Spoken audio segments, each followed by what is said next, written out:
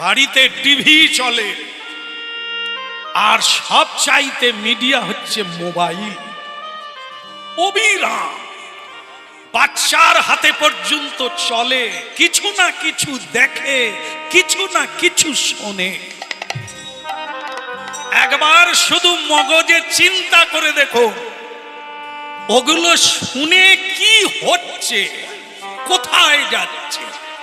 আর ওই মোবাইলেও আমরা আছি।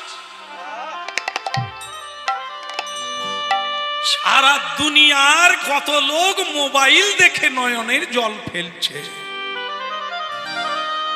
তুলসীতে জল দান করছে, প্রণাম করছে, কীর্তন করছে, সদ্গুরু নিচ্ছে। আমাদের বাড়ির কাছে কিছু লোক বলে, মোবাইলে আপনার কীর্তন আছে? আমি বলি না, ফুটো দিয়ে বেরিয়ে